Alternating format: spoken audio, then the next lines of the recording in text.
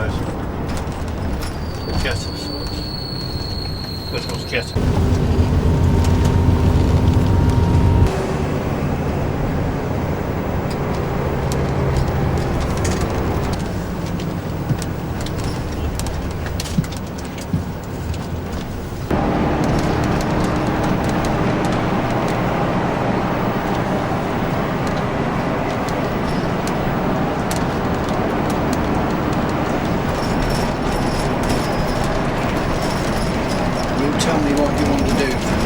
Yeah, if we keep going, there should be a big lay-by. We'll go past the wind farm a little bit. Just as we get to the edge of Dunton Bassett, there'll be a big lay-by there. And then if we stop right by that northern entrance, then I'll run through these photos quickly, and then we can jump out and have a look.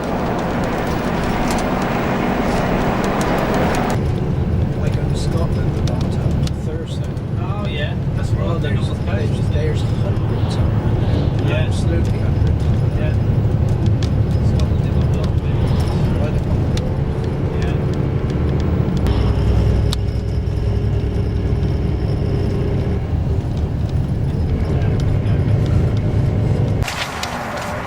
So the 1 kilometre ring starts at the other end of the lay-by. Where are we? We're just in this lay-by, just here. Oh, right. So we're just by number 1 there. Yeah. So the brown line is the 1 kilometre line. These are the turbine locations, the red dots. So we're about 1.2 kilometres away.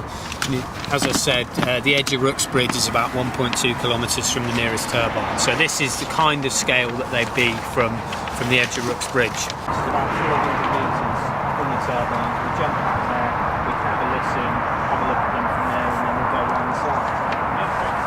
So it's about a square and a bit, so about 1.2 kilometres. Okay. The centre of East Brent is closer to 2 kilometres, so it's about 1.8 whereabouts the village hall is. So East Brent's a bit further away over here, as you can see, to the nearest turbine. So this is the nearest property, but that's one of our landowners. So they own the land that the wind farm's on.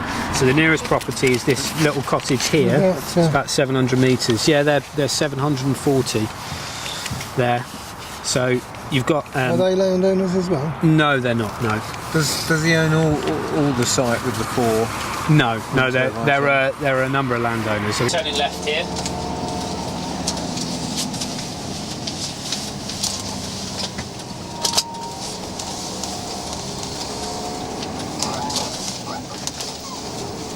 So we're less than a kilometre away now, probably about 900 metres from the turbines.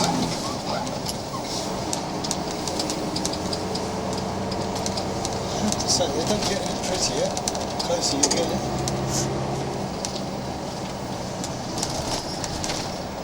This is the motorway. That's the motorway. It is, yeah. This is the M1.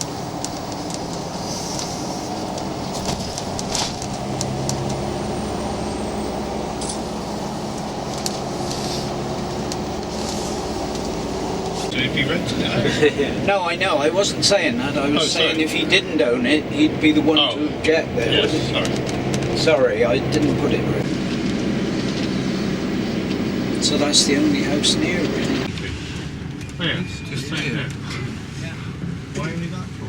Because what it's for is for compliance monitoring for noise conditions. So when you get planning permission for a wind farm, you have strict noise conditions so that you can't exceed certain noise levels. And in order to test compliance, you need to know exactly what the noise is from the wind farm.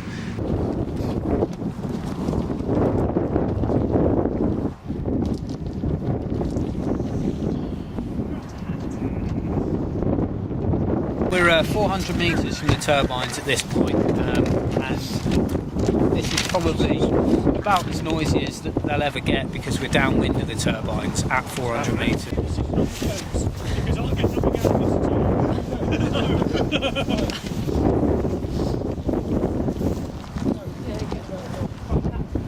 Noise, the only time we get noise is when... And what we typically do with planning permissions these days is there's control systems so that if there is any shadow flicker experience, you can turn off the turbines for that period of time so that you don't get any shadow flicker. And it actually takes quite a complex set of circumstances to come together at once for the flicker to be experienced in the first place. So you need a window facing the wind farm, you need the sun to be directly behind the blades, and the rotor facing towards the sun as well.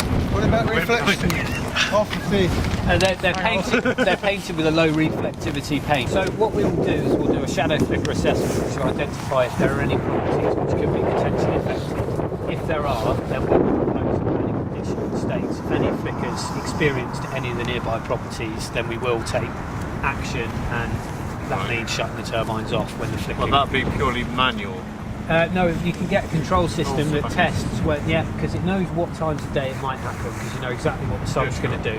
And when the sunlight's bright enough and the wind's blowing in the right direction, you just shut it. You see at the back of the nacelle, you've got lattice structure. That monitors the wind speed and direction over 10-minute periods, and at the end of that 10-minute period it does a little calculation as to the average wind direction, the average wind speed, and it adjusts the nacelle and the blades accordingly. So the blades will feather into and out of the wind so that they can take the maximum power out of the wind at any one time, and the nacelle will point directly into the wind. So if the wind direction changes over 10 minutes, then it will spin round and it will be facing into the wind. And they should control themselves. We've got a remote SCADA system, which they're each fitted with a broadband connection, and it sends us the data from the wind turbines in 10-minute intervals, and we can see whether there's anything wrong with them. It was one hell of a long fence, because everybody was sitting on the fence and seeing how it developed. But you had 4 or 5 people who were loud about it. We don't want them, we don't want anything to do with it. And we had a lot of so-called professors who claimed to have all the information and everything else. It's all been proved complete balderdash. It really has. Yeah. I mean, when you get close to these turbines, you'll just see what the noise-wise. I almost got through there. One mind again.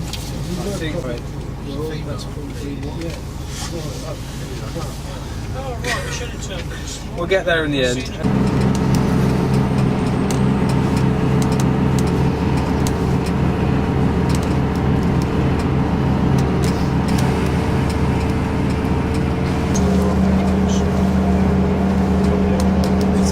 This drawing was actually a The footprints of the footprint of the machines, plus the actual concrete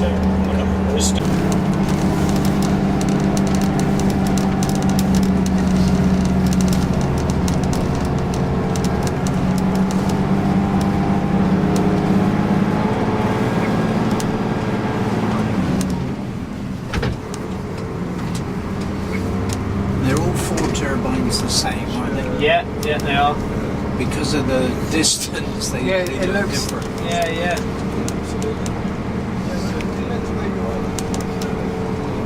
Right, so if we just stop here.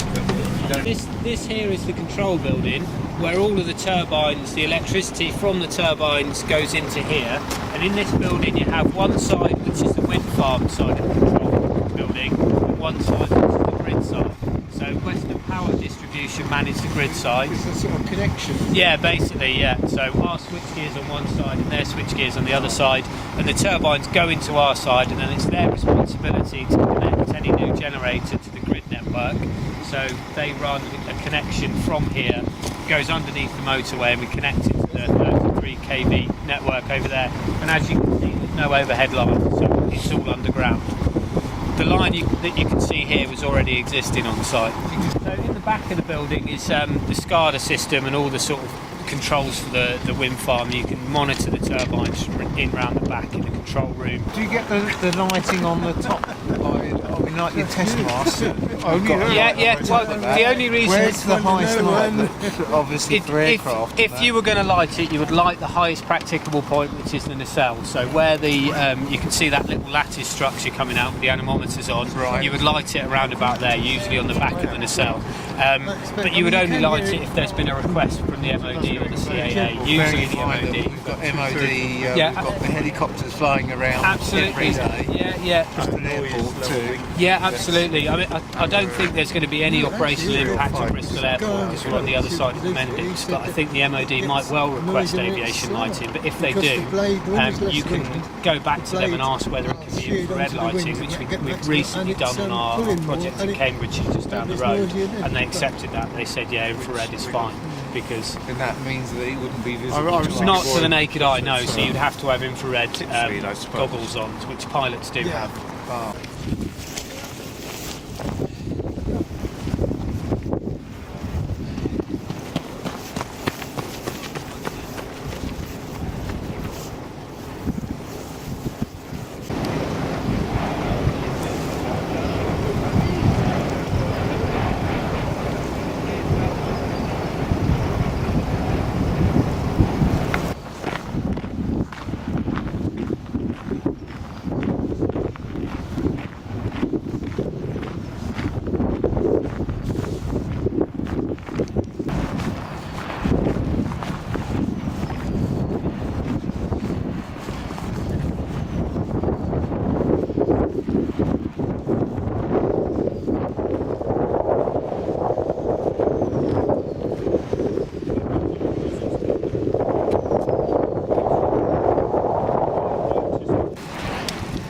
We hope, anyway. But they're fitted with complex control systems, so they've got vibration sensors, etc. So if the blade develops a crack or anything, then it will be slightly out of kilter and the vibrations won't be right, and it will turn itself off. It will tell us immediately via the broadband connection at the back of the office.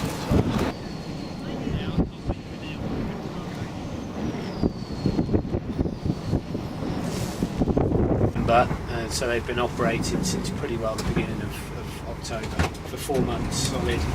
And the performance, I mean, on the fact sheet that we handed out, the performance has just exceeded our expectations, because nowadays there's so much selection in terms of modern wind turbines that you can pick exactly the right turbine for a site, knowing the wind characteristics, and you can really maximise the energy generation, whereas maybe 3, 4, 5 years ago you would select whatever turbine was available on the market, whatever you could get hold of, and it wasn't necessarily the right turbine for that site. Good view of them there. Yeah. Which is why you get figures like 10, 12, 15% capacity factor quoted in the press, because it's really the wrong turbine for that site.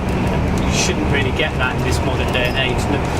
Knowing what we know about turbines and about sites, you should be able to maximise those outputs. What characteristics are different then for different sites and different? Basically, in very simple terms, generators work in a lot of different ways. You get some that are permanent magnet generators, which don't have power electronics in the same way that others do. You get synchronous generators, asynchronous generators. But in very simple terms, if you've got a big blade and a lower rated generator, and you don't have to engineer the tower quite so over spec as you would do for a high wind speed site, that would suit a low wind speed site. So small generator, large blades is low wind speed site, big generator, smaller blades is a high wind speed site, in sort of general terms. And the turbines which have big blades and small generators, like the ones we've got here, have only started coming forward in the last sort of 2 years, and at Hill Row we're proposing a similar kind of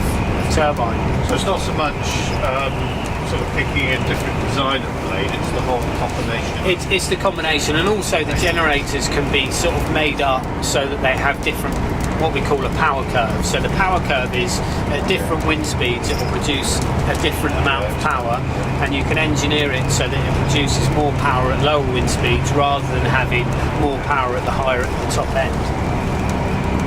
And it obviously works. It's a winning combination, because at low Spinney, in December we had 64% capacity factor. If you pick the right turbine, it doesn't matter if the wind speeds are a little bit lower, because you've selected a turbine that can operate in those conditions, so you're still getting power even when the wind is quite low.